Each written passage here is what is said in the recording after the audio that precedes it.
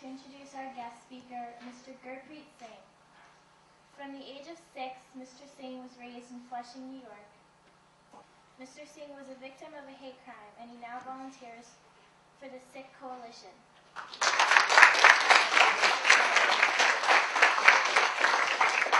I came here about 22 years ago at the age of 6. I went to high school in Flushing. I went to junior high school, elementary school in Flushing.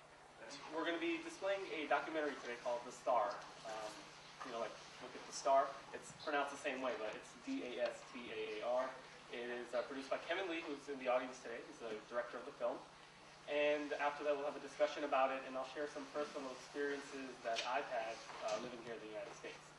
So let me start off by this. Does anybody know where I'm from?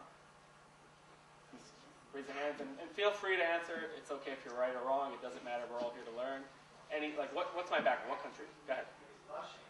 Flushing. All right, that's a start. I wasn't born here, but go ahead. I'm sorry? India. Okay. Anyone else? Pakistan. All right. That's it. That's a good answer. Does anyone know what religion I follow? Muslim. We got Sikhism. Anything else? Hindu. Okay. All right. Well, basically, I am from Punjab, which is northwest India, and I am a follower of the Sikh religion, spelled S-I-K-H, also known as Sikhism. So whoever said that was right. Let me just give a little background about Sikhism. We basically believe that there's one God. That God has an infinite number of names. You can call him by whatever you want. You can call him Lord. You can call him Allah. All different religions call him by all different names. But really, we believe it is the same God. And we believe that God is in every single place and in every single person. So how do we serve God? So as a Sikh, the way I serve God is by serving humanity. Regardless of where you're from, what religion you are, what gender you are, what caste, what race, I have to serve you because, everyone is like a brother and sister to me. I don't differentiate. I know that everyone has different backgrounds, but I see them all as a united family in this world. So that is what a basic Sikh believes in. There's 3 founding principles. One is, like I said, praising God, saying that God is the giver of everything. He has given us everything, and we thank God for everything. Secondly, it is working honestly, working through good deeds, and working hard in the society that we live in.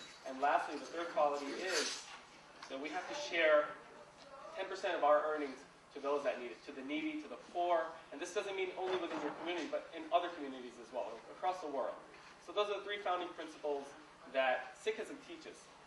Okay, so you probably notice, well, let me just say also that Sikhism believes men and women are completely equal. There should be no differentiation, that women and men have every right to do exactly the same thing, whether they're at the temple or anywhere else. Okay, so let me start by asking, does anyone know what this turban represents that I'm wearing? Any idea? Religion. Okay, it is a part of the religion, whoever said that. Anyone else care to elaborate, or anyone know anything else about it? Sorry? Culture? Did I hear culture? Okay, culture. Okay, so basically in Sikhism, the turban is actually a requirement for men. And also, the requirement is really the covering of the head, but for males, it has been a requirement to wear a turban for many reasons. Historically, turbans were only worn by kings. And when our religion was founded 500 years ago, it was our prophet who told all the low people, all the people that were suppressed, that were downtrodden, that, you know what, in God's eyes, you are all kings. No one can tell you that you are any lower than any king out there. So you're all going to wear a turban. So as a result, from history, that people were starting to wear turbans because they felt like, you know what, yes, we are human, we are just as equal. So that was a sort of equality the prophet gave to everyone. Now secondly, the turban can also represent humility. So similar to in the Jewish religion, Jews wear yarmulkes. It is a sign of humility that they're below God. The turban also represents that you respect God and that you're below, and that you do pray to God. So now what has happened as a result of this? Me wearing a turban on the streets, I have a full flowing beard, and obviously after 9/11, I stick out like a sore thumb in the crowd. I walk around, I've always walked around, I've been here 22 years, but after 9/11, I see people staring at me, people looking at me as if I'm this stranger in this foreign land, whereas of course this is my home. I was pretty much born and raised here without the born part.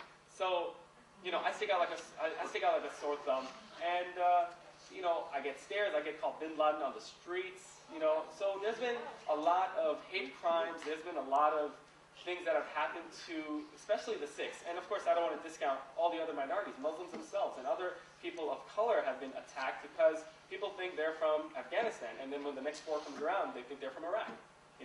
As I was growing up, I was, as a young boy, everyone thought I was a Hindu because people didn't know. And then as I grew up, I started growing facial hair. People thought I was a Muslim.